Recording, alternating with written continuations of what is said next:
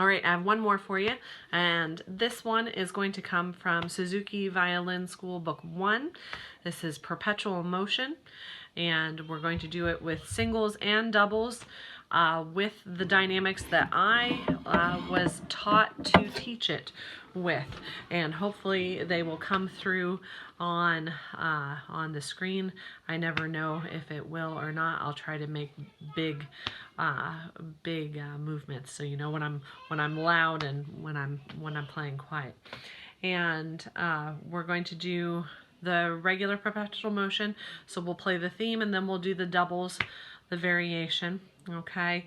And then I'm also going to show how to practice sort of circular wrist bowing that we use in a couple of pieces in book 4. It's also very popular bowing style in fiddling, especially in a tune known to many of you as Devil's Dream, one of my favorites, and hopefully one of your favorites as well. And so talking about wrist bowing and how you can use perpetual motion to help with that wrist bowing. So if you're just here for just the plain perpetual motion, that's going to be at the beginning of this recording, and then I will go into how to use the circle wrist bowing and my terms for helping with that. So here is perpetual motion, singles and doubles with dynamics. Written by Dr. Suzuki.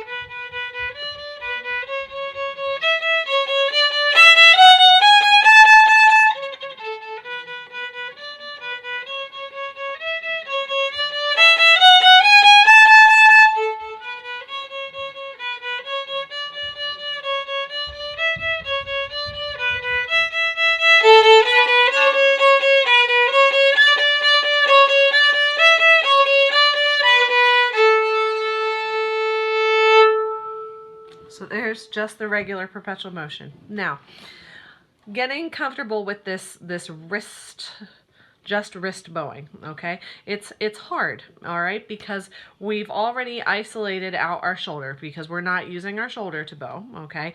And we've gotten used to really using our elbow, okay? And now to get these like certain nuances for being able to play really fast with fiddling and getting this circle bowing is learning how to now isolate our wrist from the elbow. So we want to sort of freeze the elbow so that we're not going to use it and we're just going to bow with our wrist, okay? And perpetual motion is a great tune to use to help with this, okay? What I'm going to be doing is I'm going to play the regular perpetual motion. I'm going to add an open E after all of the notes on the A string, okay? So instead of hearing like that, you're going to hear, okay, and that's going to make it better. Don't really like my E right now. I think I need new strings. It's a problem. Gotta wait until next payday.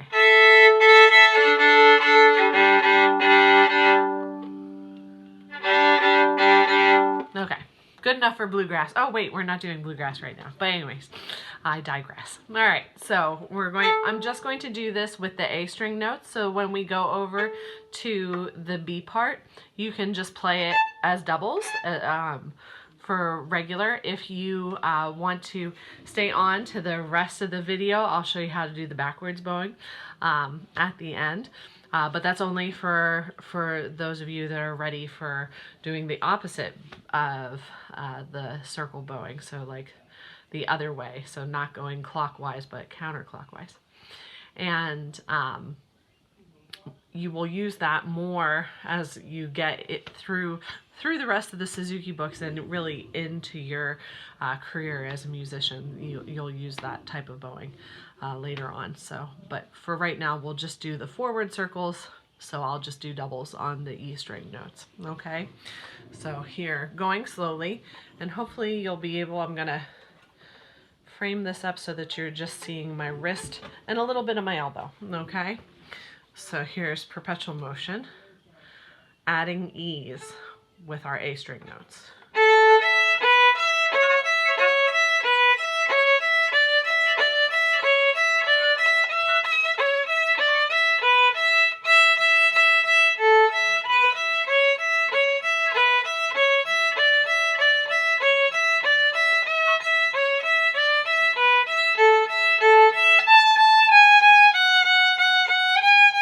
Using my wrist.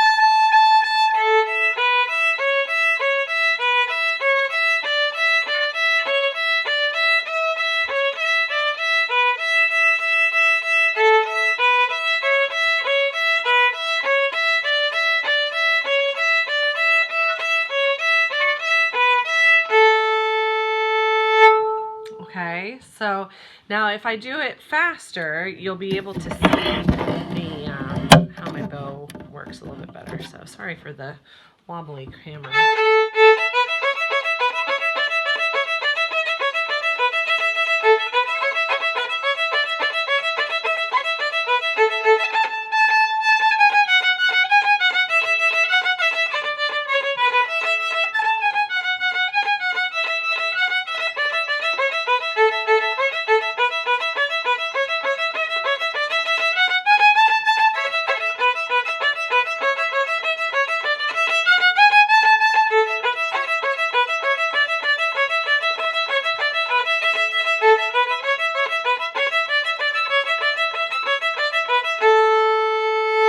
Okay, so now you can see that I was really using my wrist, okay, and I'm going that clockwise motion, okay. So two of the movements that are going to help you get that down, okay, not having the bow in your hand at all, okay, are the two. I like to call this sissy cat, okay, because you know, like cats would like rawr, okay, like they come after you, but this is more like rawr. He's not, his heart isn't into it, okay. So sissy cat, or tired cat, okay, and then the other one is doorknob, okay. And then you sort of you get this idea of having the two of those motions together. Okay, so I'm going the sissy cat along with the roundabout doorknob. Okay, and that's the motion that I'm using with my bow when I'm adding in that type of the E's like that. So remember I said that this was in Devil's Dream. So the beginning part of Devil's Dream, here's this bowing.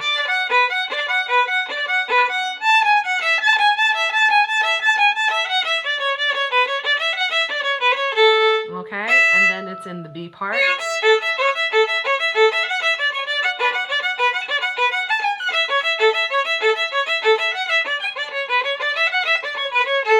Sorry, it's hard to keep my wrist in the camera angle. Here's the B part again. I'll be a little bit higher in my chair here.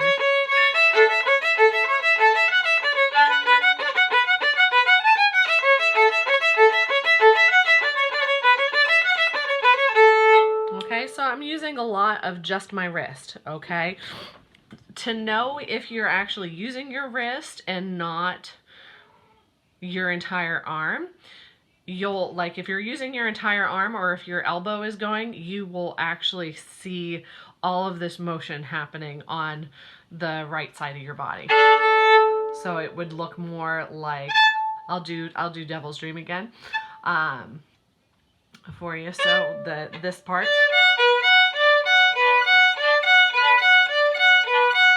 So,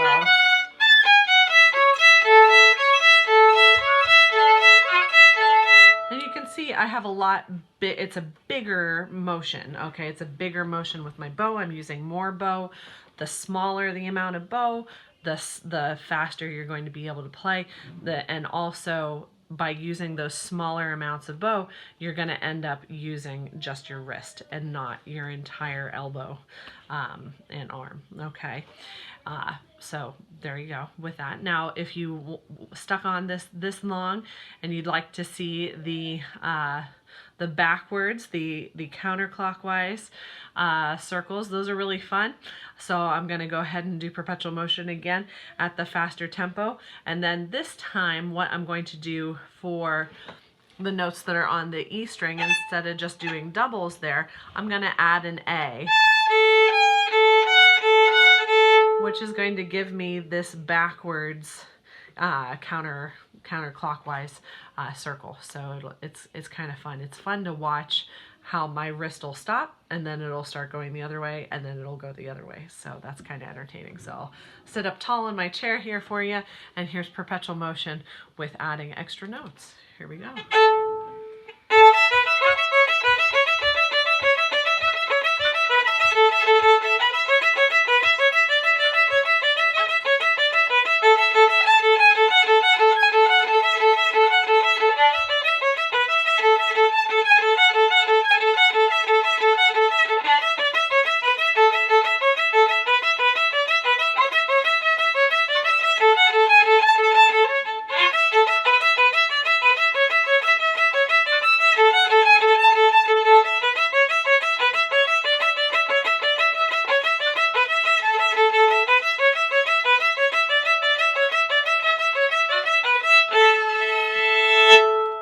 So there you go. It is a workout, but once you get it down, it's really fun to play, and then it's really fun to see how fast can I play this, and that's makes it even more entertaining, and that's really what playing an instrument truly is all about. So there you go. There's Perpetual Motion in all sorts of different ways.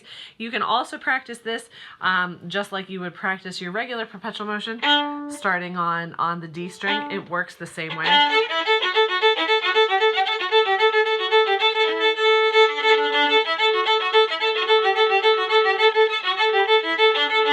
So, you know, you violists out there, you can play it like that. You can also start it on G and it sounds even cooler.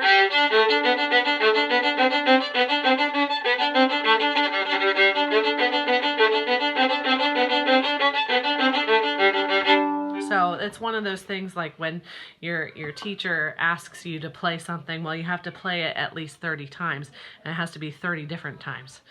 like 30 different ways of playing. This could be one of the different ways that you did it. And it would be more entertaining. I'm sure it would be entertaining for your teacher as well. So there you go. There's perpetual motion, all different ways, but especially with the dynamics, the way that I was taught to teach it to people like you. So hope you enjoyed it and have a great evening. That's my last recording, and I've made it before 10 o'clock. It's awesome. So sorry for the background noise with my 2 toddlers and Grandma sort of wrangling them in, and they like ran into the door during one of my recordings, and that was kind of scary. So that's what that was. So have a good evening, and I'll see you guys next time I can do more recordings. Take care.